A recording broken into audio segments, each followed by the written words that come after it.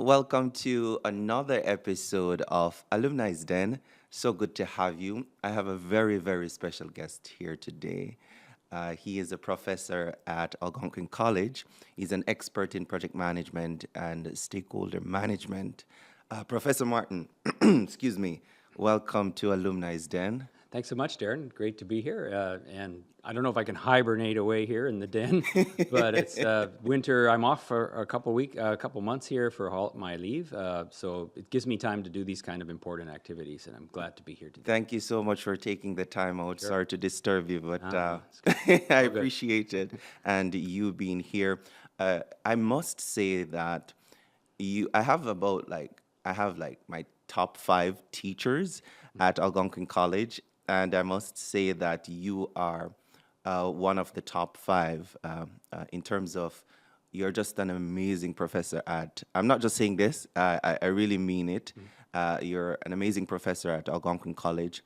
Your style of teaching and your heart. You have such a big heart, and I must ask you this question. Like, I see that you have a passion, particularly for international students. What was it? What happened? What caused you to be so passionate about international students here in Canada?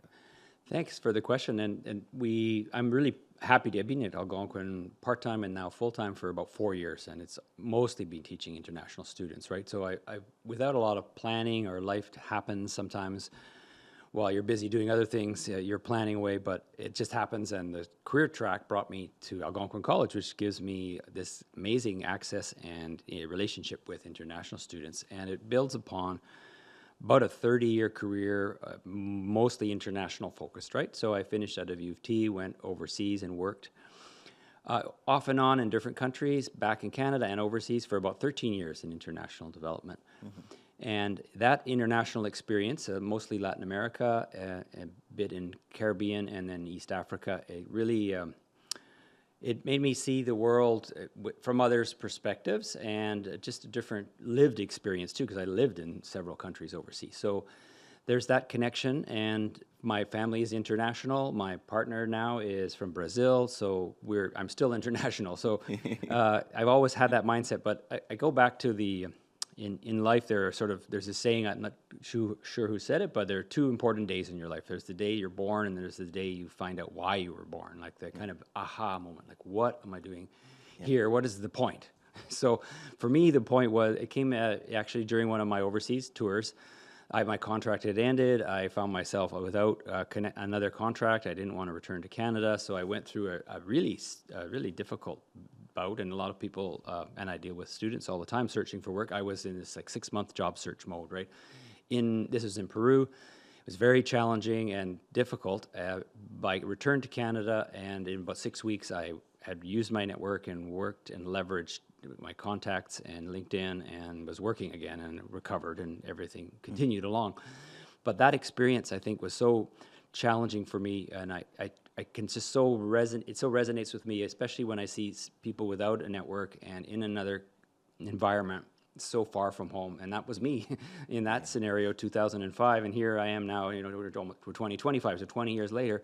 There I have those students who are that same feeling of well, what will I fit in? Will they ever accept me? Does this place, this country, believe in me? And those questions went through my head. And in the end, I had a good run in Peru. I had 3-4 contracts there, but I came back to Canada. But it's a question I think a lot of students struggle with, international students. So any kind of hope and help. So I had some great people along the way who mentored me and gave me advice, and said, you should do this, or you should come back and try this strategy, because I wasn't working what I was trying. So it was the lack of network. I didn't have the network there. So that experience, so you hear this all the time. Wow, well, I've been in your shoes. Well, I literally have been in my students' shoes, because I went through that, and I had 2 kids at the time, and it was a lot of stress.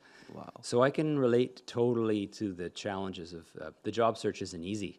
And if you need a strategy, I always say to students, it's not complicated. It shouldn't be. It's complex, no doubt about it. But shouldn't be complicated. If you have the right supports, if you have a strategy, you have good mentors and advisors, and you start, like you and I already were talking before the interview, connecting with people through LinkedIn. This is how it works. So I keep going with that message, and that's what saved me, got me back on track, that relationship management piece. And that's why stakeholder management is so interesting. We're gonna get into that. Yeah, I'm not wrapping up the answer, but it is funny because I see the students as basically, as a full-time professor, you have a fair bit of you're in a tenured position, you're secured, you have a lot of you have autonomy, academic autonomy, right? So the stakeholders, really, my bosses are the students, and if students are happy, then I'm happy, right? And we follow those caring, integrity, respect, the learning values of Algonquin College, right? And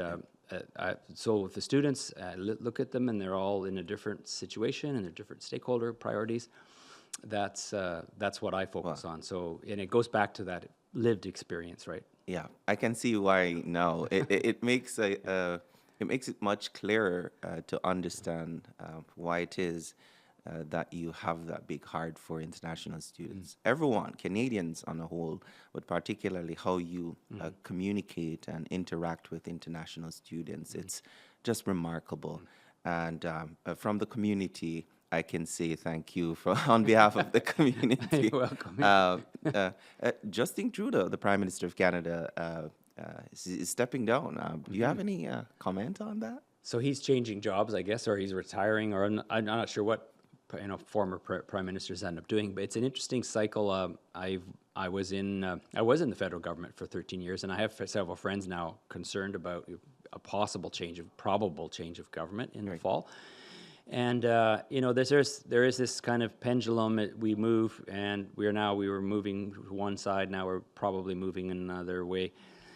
But I find these days the complexity, right, with social media and the speed of things is just different from when he started 10 years ago, I guess. Right. They've achieved a lot in the time they were in office. They just I think got maybe too comfortable, and there's complacency sets in. I mean, this is all, and we see this internationally. Look at all of the incumbents having problems. Almost nobody's getting reelected, right? That's across true. the board. Yeah. So we'll see. I mean, I really do. Living in Ottawa, it's hard not to be like a political junkie and following all these things. So following the leadership race is interesting. Who the new leader will be, and also the campaign could be surprising, right? We don't know. The campaign is important, so it looks like the Conservatives are quite comfortable, but a lot can change, and we'll see. Anything to say about Pierre? The actual work, Pierre, the dad, and then Trudeau 1, and then Justin number 2. Pierre Trudeau, so his father was fundamental architect of so many of our. There's the Charter of Rights and Freedoms. There's a fundamental piece, and it's just almost taken for granted now that it's there in Canada, but he brought that to light, and so such visionary leadership. And Trudeau number 2, so Justin, his son, brought the daycare and the child tax benefit, so bringing a lot of children out of the poverty level. So pretty big achievements, and even the carbon tax, highly controversial. But as an environmentalist myself, it's like maybe was poorly communicated, poorly maybe rolled out, but we need to deal with this issue, right? We see now these problems in LA. My hometown, Jasper, this summer was partially burned down because of these exact kind of environmental phenomena. So there was that vision piece and leadership, I think, but then they were rolling it out, and there's so many. I mean, we've seen this resistance to environmental movements and changes. It's always going to be challenging, right? We'll see how it goes with the next government, but we do need to deal with these issues irrespective of party stripe, Okay. What about the opposition leader? Yeah, I would like to hear his actual, what are his solutions. He's good he's good at actually saying what's wrong and everything's wrong and everything's broken. And, as I'm a proud Canadian, I know we are under a lot of stress, and there's a lot of things that sure can be improved, but there's a lot of fundamentally good things about Canada, a solid foundation. So it's too negative of a message for me to just even if we'll see what the campaign looks like and who his potential ministers could be and what are the proposals, but it's also timing for him. It's good timing, right? It's because of the cycle, but it's also these issues around integrity and his leadership style, and these are questions we'll all see when we get to see Exciting more. time, Yeah, you'd say, yeah, I coming. would say so. Yeah, and then we have the NDP, which is kind of a big question mark. Who Right. knows, where they'll sit on this, because they could, you'd think, benefit, but it's hard to know. Okay. Yeah. Will Canada become the 51st state? So that's something. I mean, we've already said what the Prime Minister himself said. There's no snowball's hope of that. So it's never going to happen. Canadians, I think, fundamentally distinguish themselves partially by how they're not Americans, right? Right. We have struggled sometimes. Well, what does it mean to be Canadian? Well, we're not Americans. That's so, and it's not meant in a bad way, right? I mean, having this big neighbor next to you, right? So we're like a little mouse next to this huge elephant, right? And you have to be careful with the elephant, right? But I think. In terms of, there are obviously, there's such a close, the trade volumes are so tightly integrated, the economies, right? And it's, these are what make us good neighbors, and it's the longest undefended border in the world, I think. So it's like a unique relationship, and we'll have to see how the next through the next I guess couple of weeks. January 20th is coming pretty soon. Right, so right. Changes right away, and then from there to our election, we'll see. But Okay. yeah, I have family living in Washington D.C. I visited there. I have I have other friends in the States, and certain areas of the States I visited. So I can't say the average Canadian, how connected they are to day-to-day life there. But there's a fundamental difference is our level of, our approach to healthcare and our approach to many social programs and Right. education. The private education is more common there than it is here. Those kind of things. It's not. I agree with the Prime Minister. It's not going to happen. I don't know what's out there yet this year. We'll see. But yeah. I had to get those Yeah, questions big out. It's current affairs. Yeah, fair enough. But for persons who are watching now and they don't know Professor Martin, could you just tell us a little bit about yourself, where you grew up, and Sure. all those good stuff? Yeah, so I'm from Alberta originally, so a small town. Yeah, my parents are German immigrants, so they came in the late 50s, early 60s to Canada, met in Jasper, Alberta. So Jasper, for everyone who's probably been to Banff or heard of Banff, Jasper is the quiet cousin to Banff. So we're little smaller volume of tourists, about half as many tourists go there, but a little more out of the way, but equally as beautiful, and was a special place to grow up. Small town, Alberta, about 4,000 people. So tight community, lots of interaction with nature. So skiing and outdoor activities, skating, and growing up there was a really special opportunity, right, to live around nature like that, and brought probably a lot of my interest in environmentalism. And it wasn't too international, wasn't very multicultural in those days, so it's changed a lot. I go back regularly to see my parents, but it's changed a lot. So the population's changed a lot, and a lot of new Canadians settling there. And but the town fundamentally, so they've sponsored several Syrian families through the sponsorship program. For example, there are a lot of there's a large Filipino community, so it's changed a lot. And this is rural Alberta, so it's still relatively remote. Growing up there, though, and in Alberta in general, I think there's a real, I don't know if the word is folksy or real, what's the word I'm looking for? Very just spontaneous and easygoing way. So people will just talk to you at the bus stop or in the elevator. And I find out Ottawa's different that way. Maybe it's because everyone has a security clearance, can't talk about their work. I don't know what it is, right? But it's different, and it's always challenged me a bit here, and I've been here about over 10 years in Ottawa. But growing up in Alberta, I had that kind of real personal appeal, and it helped me give me good direction in life. To people are the main, interacting with people is an important part of life and good skill to have to be authentic. So I did leave, though. I finished high school there. I did take advantage of great programs. So the Terry Fox Center here in Ottawa actually had a program, and I came here to Ottawa when I was in grade 11 and got exposed to federal politics. I did a youth forum for young Albertans and went to Edmonton to learn about politics in Alberta. I did, when I was at University of Toronto, I went on a group called Pugwash. I was it's a student club, and we traveled to the Princeton University for a model United Nations. So I guess the thread there is all this interest in politics and looking always bigger. My mom taught me that. She was And they both came from Germany. My dad had a trades education as a carpenter, and worked in that profession, and moved up through the ranks all the way to be manager at the end. And that's testimony to you work hard in Canada, you apply yourself. There is opportunity here. And my mom worked as a letter carrier and in the post office in Jasper, so knew everybody's postal numbers and everything about everybody at the post office, right? So very social person. So I take up I can see after where you her, got that yeah, from. a lot from her, and she was this idea that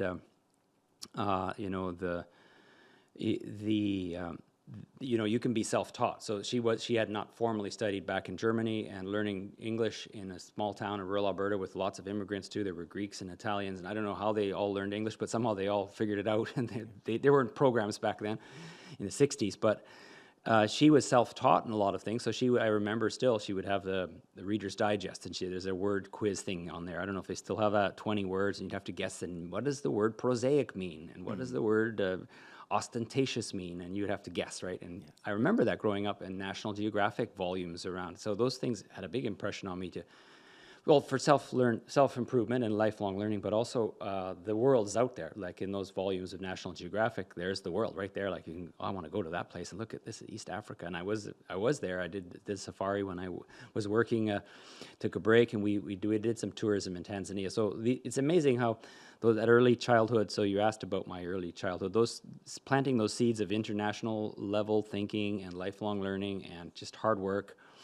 And the immigrant story I grew up with, and a lot of my students have come to Canada, or they're first gen here. They see their parents struggling for their benefit, and they'll benefit from all of their parents' work. So I think that's something I was the first in the family to get university education and move forward that way, right? Did you see yourself growing up? Did you have this vision? What did you have in mind to become growing up?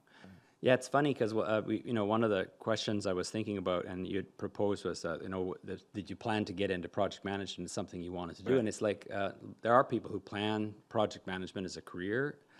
I'd say I wasn't planned. It was about I was interested in international issues and politics from my earlier experiences, and going to university. I studied an undergrad it was sociology, political science, and I was hoping to use that as a way to get in. So that's a pre-law degree, and then go into law school and become a lawyer, and then probably international or environmental that was the plan back then. But along the way, I did the 3-year degree in Edmonton at University of Alberta, and then I took a break again and did another international thing called Canada World Youth, which is a program for young Canadians to go overseas. So I went to Ecuador it was 3 months in Ecuador, and then we went to Vancouver Island for 3 months, this large group of 42 Canadians and Ecuadorians, so 50-50. And we did this international development kind of exchange. That really got me interested in international development, and then the law idea just dropped, and then I came back to Canada, and how fate works. I came back in February, like kind of around now, to my mom's place, mom and dad's place, and there's an envelope on the table, and here I am, no idea what to do. I'm like 21 years old. The letter was from University of Toronto, and they had somehow figured out, and this is the power, and I appreciate the reaching out and your vision for alumni, because the University of Toronto is marketing a new program, International Development Studies, with a co-op, 1-year co-op. So it was a totally new idea to send people overseas for a year as part of their studies in international development. They had somehow managed to acquire the membership list they had an agreement maybe with Canada World Youth, but they had names of all of the students, participants on this youth exchange, and a lot of them come back very motivated to do international development. So they would marketed that program to the returnees. That was me. So that was that envelope we were all wondering, what's this U of T? Opened it up, and it was an offer to apply for this program in Toronto. And it was like, for me, perfect, because I just want to keep going with this international development thing. I was on this exchange. I loved it. I went to U of T, so that was February. I applied. It was I was admitted, and then September I started, and I was surrounded by, we were about 24 students. About 20 of them were Canada World Youth returnees, so they all got the same letter. So it shows you the power of, we were alumni from the Canada World Youth program, U of T figured out that alumni network could be useful for their purposes, and now I'm a part of the U of T alumni network, and we're all we're all part of the big system now: government, NGOs, working as consultants, private sector. So we've done the full cycle, right? And now so the importance of alumni is key. And so to answer your question about how I got to project management or my career, how I chose it, I guess international development is fundamentally all about projects. Like that's how you quote unquote do development, is you do projects, right? You implement programs and projects, or a program which is made up of many projects, right? So, but we weren't trained in that. The international development studies was all about science, and it was environmental issues. It was colonial history pieces. It was sociology, language, culture. It was all of this. It was an interdisciplinary program about all of the theory around international development. But it didn't really talk about project management, which is the actual nitty-gritty logistics. And so, but when I did the co-op in Peru, I was there for a year. There were water projects. It was an NGO, World University Service of Canada, did water projects. It was basically, inception. So can we do this project? Do we have buy-in from the community? Who are the stakeholders? What are the risks? What's it going to cost? What's the timeline? Like all project management, Right. rolling it out with a project team. So I stayed there in Peru. I was there for about 7 years and worked on about a dozen water projects with dozens of communities and lots of stakeholders and project management. So so it's funny. I had started doing project management without thinking I was a project manager. I just thought, I'm doing development work. Great. And it came back to Canada, to the headquarters here in Ottawa of the same NGO, and worked here. And one of my colleagues was doing a master's degree at the Université du Québec across the river in project management. And they have a part-time option. So I had 2 kids at the time, married, working full-time. So I did the degree. It took about 5 years to finish it, but I have to underline the importance of lifelong learning. Like that master's degree tuned me in, like, okay, there's actually a whole discipline formally called project management. This is the theory of it. I have the practice, which led me to, in 2022, I did the PMP finally. After, imagine, 30 years, I finally did PMP, wrote that, and that opened up the doors to teach project management at Algonquin. So it's been a kind of a roundabout. It's never A to Z, right? Your own track probably too. It's never really clear line, right? And you have lots of zigzags and back and forth. Yeah. And I think that's the important piece for persons to understand, particularly students who are might be discombobulated on this path, wondering, am I making the right choice? Am I making the right decision? So seeing how you pivot and how you come to studying project management to now teaching project management is remarkable. But tell us, how did you gravitate to stakeholder management within project management, and how important is it? Right, and it's for me. And you know me well enough. I mean, I'm a real social people person, and that's probably out of all of the 10 knowledge areas, that's like the most social person, people oriented, right? And let's face it, projects are all about people. Sounds kind of cliche, but people deliver the projects, but people are affected directly, indirectly by the projects, right? So PMBOK, number 6, so it was the first time they mentioned stakeholder management. It's amazing how project management discipline had gone through 5 books of knowledge, and only in the 6th book they finally put in stakeholder management. It was added kind of late, right? But it's essential because as they define it, it's this wide definition, right? Is anybody who is directly or indirectly affected, or even thinks they could be indirectly or directly affected. Right. So it's such a wide definition, right? So and when you look at most failures of projects, it's almost, I don't know the stats. I don't have anything to quote here, but a lot of the failures are due to stakeholder issues, right? It just wasn't. We didn't consult the right communities, or we didn't have the right people in the leadership team, or we didn't have the sponsor wasn't doing their job properly. The project team didn't have the right outreach. Their community management was, to liaise with the community wasn't done effectively. They were the wrong staff. Or there was a stakeholder whom we missed, and they managed to come out of the blue and then stop the project or undermine the project. So it's the people factor, the who is really important, and that gets us to the what and the how is the more mechanical part. But if you don't have the stakeholders right at the center of your approach, it's really it's difficult, right, to roll out a proper project the most efficiently, because you just ends up spending more money. You don't manage your risk properly. There's so many factors, right? Yeah. Have you?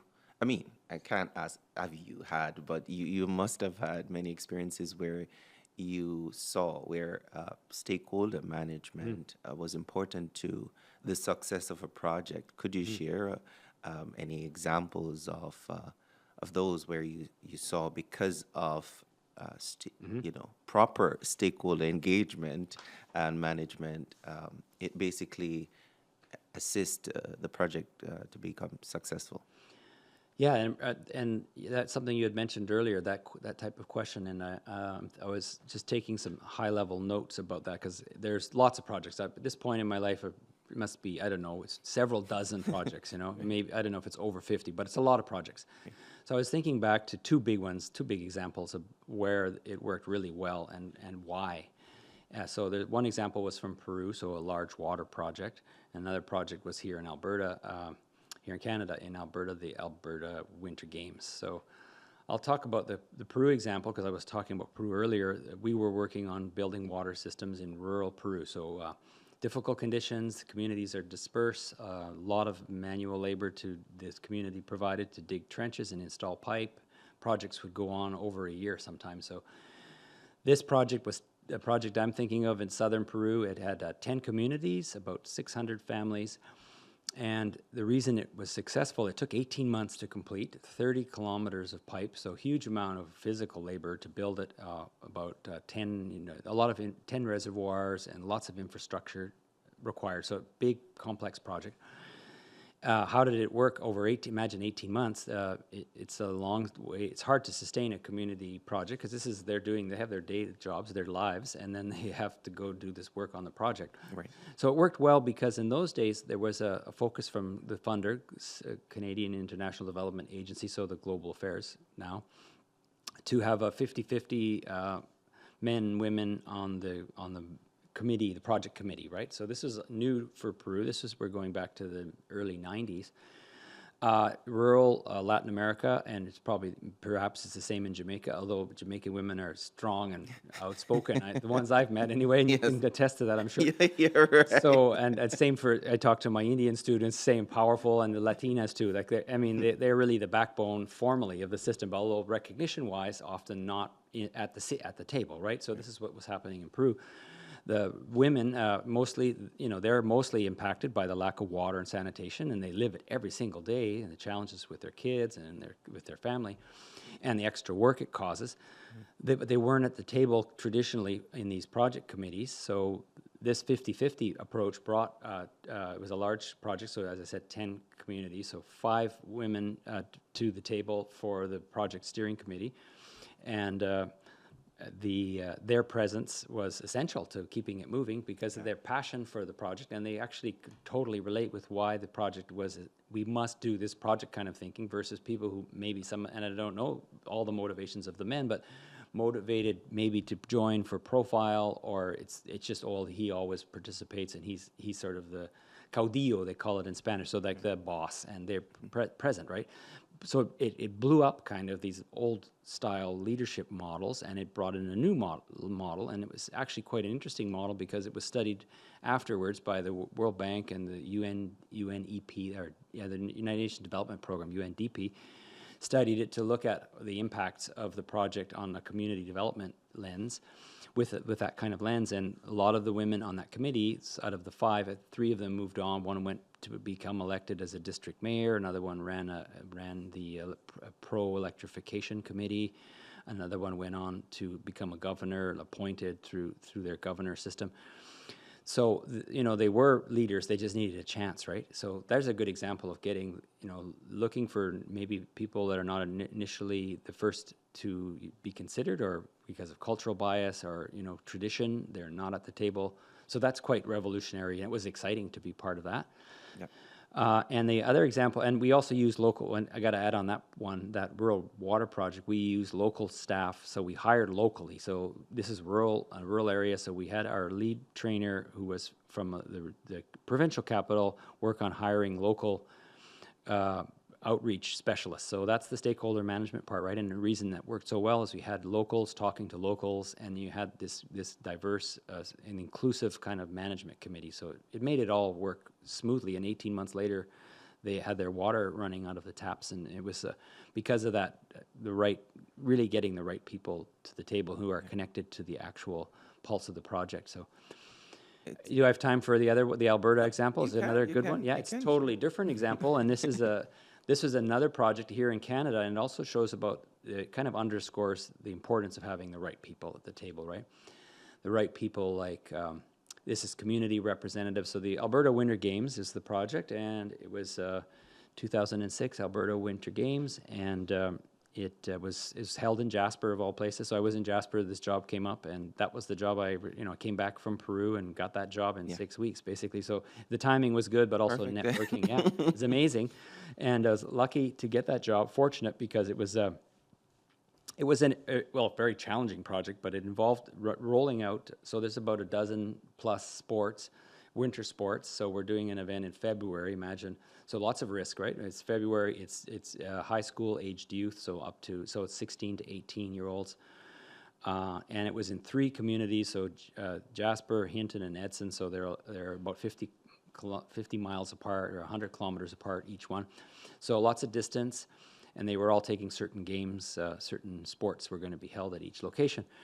So we had we had to prepare for 2,500 athletes. So that's a lot of athletes. We had about 1,000 volunteers. So a lot of volunteers, and the governance structure. So we talk in class about the governance, project governance. This one was complex because it had a system of there's a board at the top, but the board was made up of community reps. So each community had a representative, and these people were essential in the rollout because they had to identify volunteers, so lead volunteers. Imagine you're putting on a huge event like that. So think of the Olympic Games as like the top, but it's the same idea. It's like super complex. Think of everything like there's accommodation, and there's administration, there's culture, arts and culture, entertainment events, there's food services, facilities, communication, fundraising, security, transport, volunteer management. So it's a huge project, right? So each of those clusters had its own kind of director, and that person would then manage their team of volunteers. So you break it down. So each town had a chair in charge of their town, and then they had about 10 directors doing each of these portfolios, and then under those directors they had their own teams. But imagine if you didn't have the strong team managed by somebody who is strong in the community and well known and who can solve problems, it would be really difficult to implement this because it's a very tight time frame. Imagine a year ahead, all of the planning starts, right? So it's a really big undertaking. So these 3 community representatives, and then the president of the whole organization, the main chair, were able to create this strong project team, and they knew their communities, and they would select and be careful with who they were choosing as these directors, right? And that made all the difference, because if you have the wrong, it's all volunteer too. So there's an old joke in volunteers: you can't fire a volunteer, but volunteers sometimes don't work out, right? And you have to do something about them, right? But they can't be just fired. It's not a work relationship, right, where you just have this kind of hierarchical approach. And you're in the same community, so you don't want to have problems either with your volunteers. They mean well, but maybe they can't deliver. So these community reps were really key. So that kind of underscores what I was saying earlier about having the women reps on that rural water project. Yeah. Having these community reps on this project made all the difference, and the project went off without any issues. So and then you're at the end, you're like, whew, we made it through, like no disasters, and that's what keeps you up at night. As a good project manager, they say, what's waking them up at 4 a.m. Well, they'll say nothing, because they have like a contingency plan and a backup, and there's somebody to deal with it. So they're not being woken up at 4 a.m. hopefully, right, or thinking about stuff, right? Because they have their risk management plan in place to mitigate those risks. All these tools, with projects like those, what are some of the mistakes like project managers would make that you think stakeholder management could help to mitigate some of those mistakes? So there's always scope is, I mean, this is the thing, we talk a lot about this in class, right? It's scope management. So the very first step, so you have your inception phase, but scope management, if you can't get the scope right, like there's so much work spent, it's amazing. And if it's done well, and the successful projects, they've done a lot of work on scope. So they've really defined the scopes. They've really the size and shape of the project, exactly. So if that's not done well, it leads to problems later, right? So you have out of scope activities that creep in there, scope creep, and then it's over budget or it's over time, or, sure, there's unexpected things that can impact your scope, but good stakeholder engagement will ensure, I think, that there's this term used all the time, buy-in, right? So what does that actually mean? All of the stakeholders understand the sense of urgency. They all believe in the mission, right? And we talked about that at the John Cotter, Harvard Business School talks about that, the change management model, right? So the very first step, and it's related to scope, is the sense of urgency. So how serious of an issue is this? And then what's the size and shape of the project to deal with this urgent issue? So if people aren't feeling the same sense of urgency, shared sense of urgency, and they don't all have the same vision of the future, like the end state, you're going to have problems, right? So if that's not tight there, so that's why stakeholder consultations are so important. So you check in, and we have that exercise, right, in our stakeholder course, right, the ABC Corporation, and trying to figure out whose agendas, and they don't all believe in the project goal, right, to implement that new HR system. Well, not everyone's buying in, or they're saying they are, smiling nicely, but they really want to undercut the project, or they have a whole other project they want to do. So if you're not, you'll find out about all that, though, if you're doing effective stakeholder management, right? You'll be able to triangulate your information. You have good sources of information. You don't make decisions without knowing, okay, is that an actual fact? How are we going to deal with that? And what is our stakeholder management strategy? Because you have here's the register, of course, and there's your mapping and your analysis of stakeholders, but then each stakeholder should have there should be a strategy for dealing with each stakeholder, right? So yeah, are they really that powerful? They rate high, but they have low interest, or what is their real level of interest? Without good stakeholder management, so meeting with people, building the trust, getting people to buy into the vision, it just won't happen, right? If they're not all on the same page about sense of urgency, it doesn't happen. You speak about buy-in. What would be some of your tips and tricks to? Getting buy-in. Yes. Yeah. So one example I used in I don't know if it was in the year we had maybe used it in past years, and you may recall the Montreal Protocol example, and I use it to emphasize. So the Montreal Protocol is the United Nations agreement to eliminate ozone depleting substances. So it sounds pretty sciencey and kind of what's that all about? But it's important. Like the ozone layer protects the Earth from harmful radiation, right, from the sun.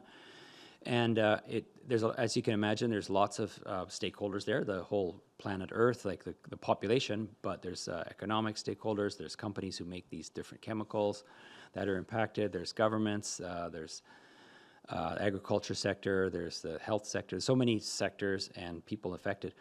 So that example is a good one, because what they did in the Montreal Protocol was they used scientific findings. So there was a discovery of this quote unquote hole in the ozone layer above the Antarctic, right? And that was a big discovery. It was based on science findings, and the engagement with industry and building this buy-in was all based on technical, indisputable findings, right? So it was driven by a rigorous scientific process, a clear message that if we don't do anything on these issues, we're going to have this problem with more skin cancers and more problems with agriculture and other impacts on our ecosystems, and et cetera, et cetera.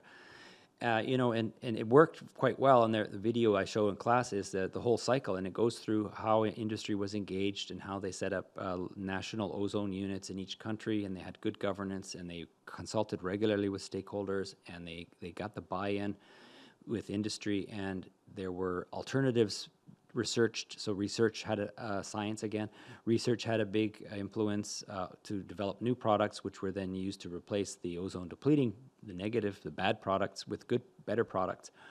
So there was a complete buy-in from industry, and it's something we don't see, unfortunately, now with climate change. We don't see the buy-in, that level of buy-in yet, right? Like I'm from Alberta, and there's still people, and I agree with. I mean, of course, there's a phase-out period, but we need to start to accept the reality of the first of all that there is climate change happening, but also that the fossil fuel industry needs to start to also pivot out of that. And it happened with ozone. It was maybe more focused. Climate change is much wider scope, but that idea of having the science support you and the right people at the table and building consensus, and you need that, and that's what I'd say is to get. It's always about building your argument and showing people. So one thing we did, just to give an example of with those water projects, people say, I don't know if I have 18 months to do a water project, and we have our farms to manage and our families, but we would take them to other communities that had the water, and they would tell them, so farmer to farmer, community to community, they'd say, well, you know what, it took us 12 months,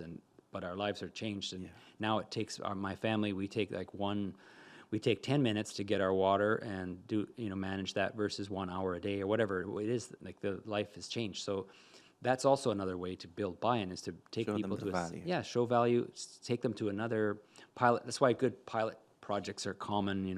We pilot the project. If it works, then we try to replicate the project and then validate it, right? And then go from there. So I'm a big believer in that approach too, using pilot projects as a way to show. It's like believing, seeing is believing kind of thing. That's true.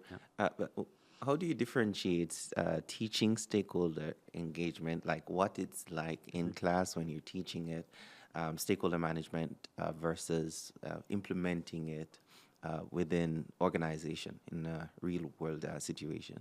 What would you say are the differences, and how do persons receive it, like in class, or your students receive it versus how workers you'd say receive it?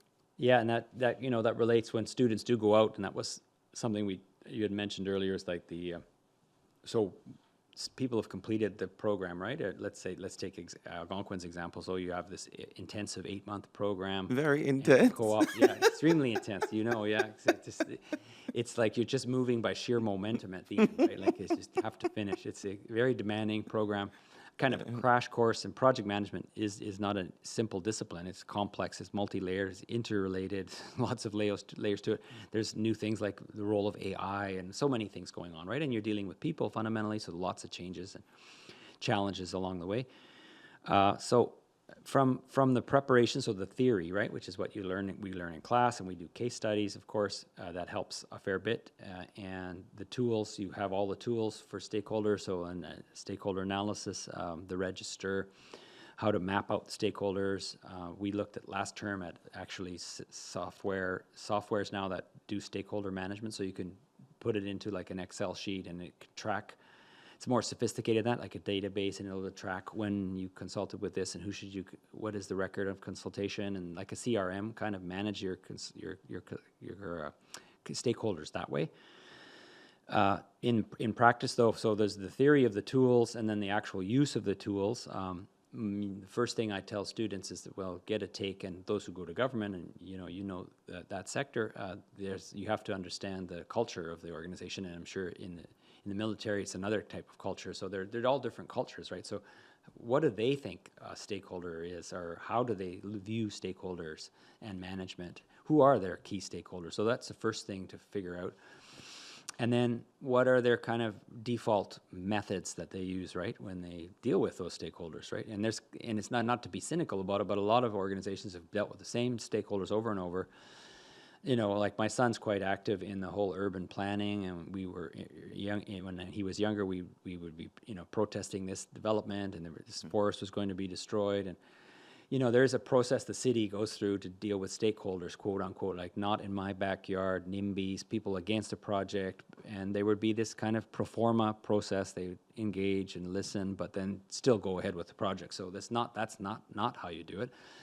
And so those are things you'll see as you go into the work world, and you see actual implementation of stakeholder management, how it's really practiced versus the theory, and how do you bridge the two. My advice is to get a good take on like what is it that they're doing first of all, and familiar with it, and maybe do your own personal critique. Like, don't criticize the company openly at the beginning, but understand it and critique it. Okay, well, they're missing more of this representative, or they should do more regular consultations this way, and then maybe try to affect the change in when you have chances to actually participate in their day-to-day stakeholder work, right? That's a very good point, because when I started working at CFMWS, when I went in and I started those meetings, immediately the antennas went up. Like, okay, I am seeing certain gaps, certain variances, and it's like immediately you want to say, hey, but as Better you say, not say anything. Not right away, anyway. so that's a great point, because students who are coming out of project management, it's like you're fresh, you're sharp, and you're seeing Ready everything, to go. right? Yeah. So what are some advice or tips that you would give recent graduates who are going into the working world? How do they maneuver? Because you were making mention of a few, but additionally, what would you say to them? How do they, if they identify certain gaps, right? How do they go about communicating that without being offensive? Because Right. what I realized that the culture here in Canada, it's very different. In Jamaica, we're very direct, and we don't take offense to you being direct. If there's something on my face, you just tell me, wipe this off. It's or, expected, right? right? So In Latin America, it's like that. Yeah. here it's a bit subtle. So how do you navigate the culture here and identify gaps? How do we communicate it to effect change? So as a new person arriving in, and I know those days as a brand new in the federal government, right? Like, I left the NGO world and moved. So I did these pivots between NGOs and government and private, and then consulting, and then now academic. So all kinds of sectors, right? Right. And in each sector, what helped me each time, because it was the same general cycle, right? You need to figure out the lay of the land and observe a lot. Just listen a lot and try to go to as many meetings that you try to be invited. It's ideally a good manager will invite you in and help you get that information. But also talk to some of the senior staff. What are their views? And also be aware that they probably have some certain bias to it too, because they've been there a long time and they might have a certain set opinion. So that's information gathering phase, I would say, is really important. Another one is to, in an organization, find, and ideally it's not a mentor in your own team. I mean, you have your manager, and ideally it's a good manager who empowers you and wants you to succeed in your career and opens the path for you, right? Gives you opportunities, looks for your development, right? But I think getting a mentor, identifying a mentor in the same organization but outside, maybe ideally somebody retired who's really can speak unfiltered about everything, and of course you have to always watch what the bias is, but they have the information too, right? So that kind of third party outside info is useful.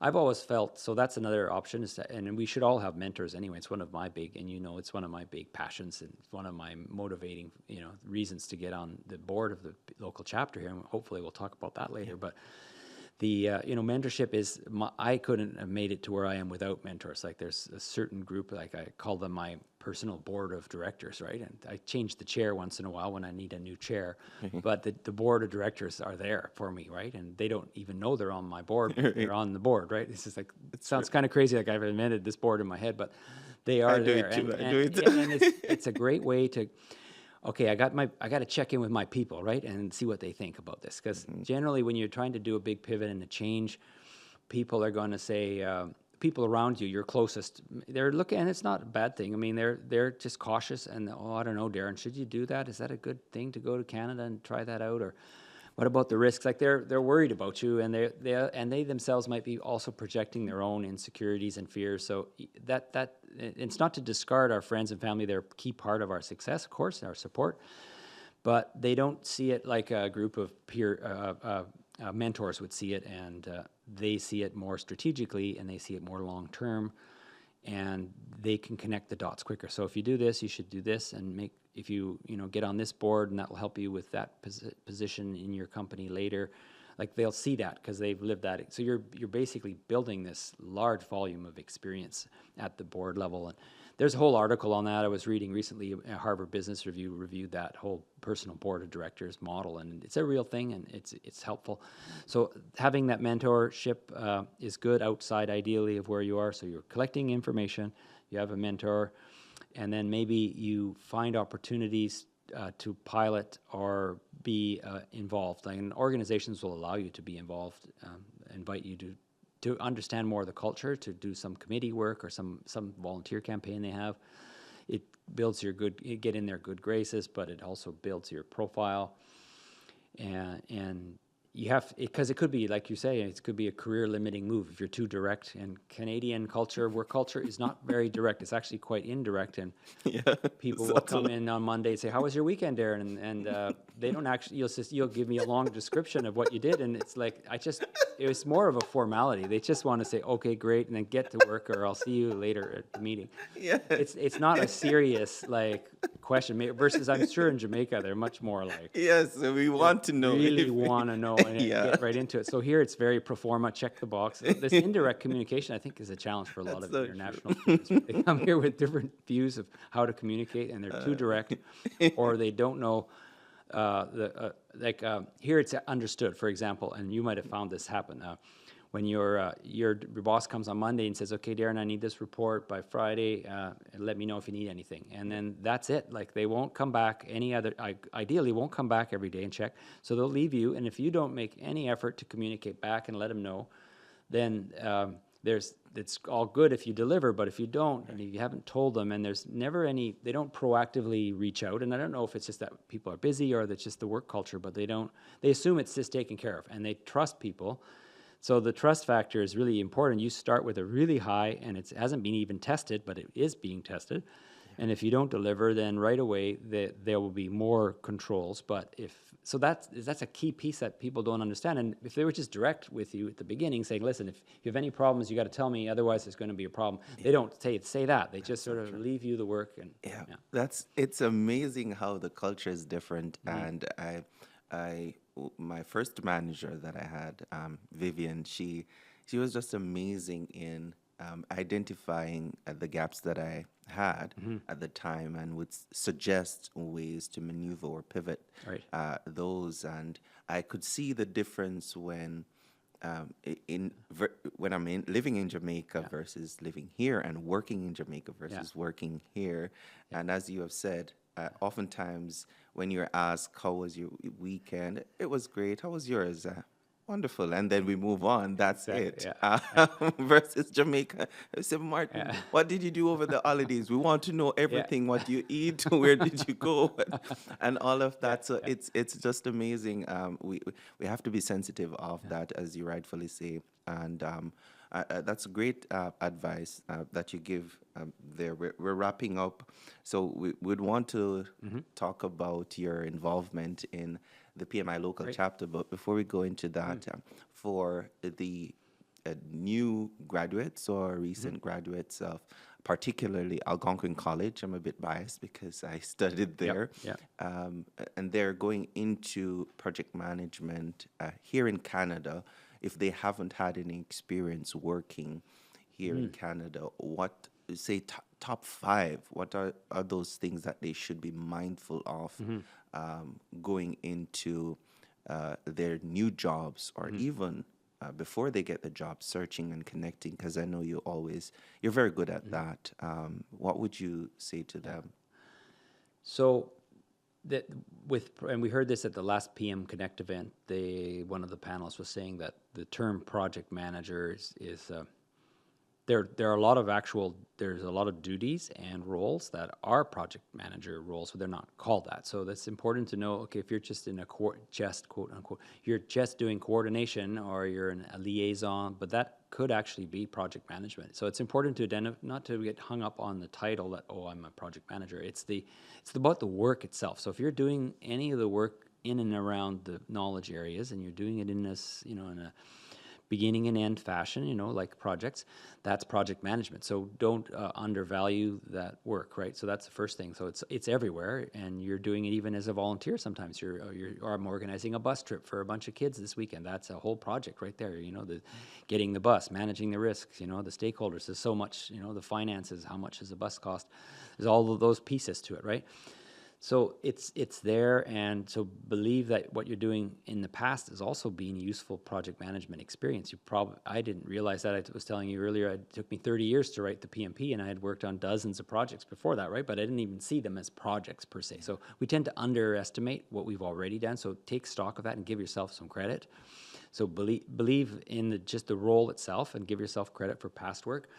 Another one is, when you are going into projects, and we talked about it earlier, sense of urgency, and John Cotter has written a whole book on this, the sense of urgency, it's called. It's the first step in change management, and projects are all about change. So you need to be able to always identify, okay, where is this project that I'm working on in terms of 1 to 10? How urgent is it really? And if it's at a 10, then I want to be working on this project. But if it's like a 2 or a 5, well, what are the problems? How can I help to make it how can I help it to make it more urgent and build in more buy-in, contribute to that, right? So, or if it's a 1 and there's no urgency, you probably say, I should get out of this situation and get off this project, right? And believe, I guess the last thing, our program prepares, and most project management programs prepare, you have the tools and the techniques, and you've done some case studies, and all of you have done even an applied project, right, in the case of Algonquin. So it's about, and this, we should have added on believe there. I should have brought on my believe sign, but, believe. You got to believe that it's going to work out, and this is a big project coming here to a lot of students coming from far away to set up a whole new life.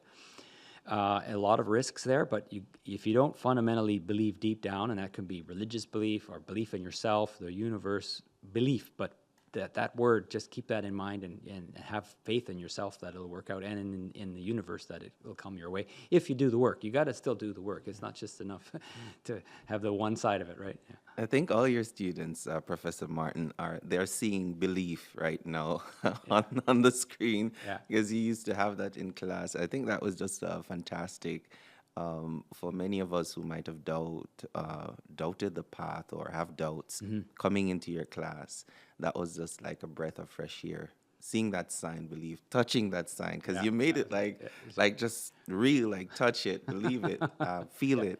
And trust me, you have impacted a lot of students, including myself. But just to touch on your involvement on the board of the PMI local chapter, congratulations on that. And that's, also thanks to through the LinkedIn group I have, and students and grads who are a lot of our members. And I did reach out and communicated that I was running. And that was, so thanks to those who supported me and their interest. And the reason I really wanted to do it, the main motivator was to, in my own applied research at the college, I looked at the mentorship program and the importance of, we've been around 10 years, our program, so there are probably thousands of grads out there and alumni all over, right? It's you're going to need a big den for all those, big place for all those alumni. But there's the articulation and the engagement with them. We kind of lose track of them, and they move out of Ottawa, fair enough, but there's a lot here still. And a lot of them are project managers. So my vision is to you work with the PMI chapter here and help them improve. So they have a mentoring program, a mentorship program. I think there's around 15, 20 mentees each cycle. It runs every 4 months. But why couldn't it be 400 mentees, right? Mentors. So, but you need the mentors too. I have the mentees. I think we have a lot of students who would be interested in this, but we need. So I'm hoping at my point in my career, 35 years working, a pretty big LinkedIn network, professional network. It's time to give back to the community. People have helped me along the way. I'm going to help as many people as I can. So identifying my mentors in my network and bringing them to the PMI, which has that structure and the credibility to do it and deliver it. And Temi-san, some of the others at the board already have done a great job on that. The amazing Charles. Some of them yourself. They're really great Thomas, visionaries. Thomas, president, exactly. So and Sebastian is coming back on the board. There's There's Temi is on the board now as well, and some 3 other new board members bringing in some new ideas as well. So it's going to be a fun time. Looking forward. Our next board meeting, the first one is on Saturday coming up. So Awesome. I'll keep you informed of how it goes. I wish you Come back. wish you all the best. Is there anyone you'd like to say hi, hello to? And if persons want to connect with you, how do they do that and reach out? Well, I'd like to just say hi, and a connection with all of. I mean, I don't know how wide the scope of this goes, but all of the grads I've had, and I think it must be over 600 by now. So a lot of grads at Algonquin, and you really, it's like a new job every 4 months, and it's very rare to have that. You can continue to come back and renew and reboot. So thank you to all of you for motivating me, and there's always and keeping in touch. The success stories keep me going. So. And I'm available always. People know how to get a hold of me on LinkedIn. And if they're in the Believe group already, if not, they can just email me or message me on LinkedIn directly. Hope to come back later and let you know about the board when there's more to report. Yeah. Martin Callsen, thank you so very much. Merci beaucoup. All right. Merci. Thanks for having me today, Daron. Thank you so much for watching another episode of Alumni's Den. My name is Daron. Remember, whatever you do, do it with clean hands and a pure heart. Take care.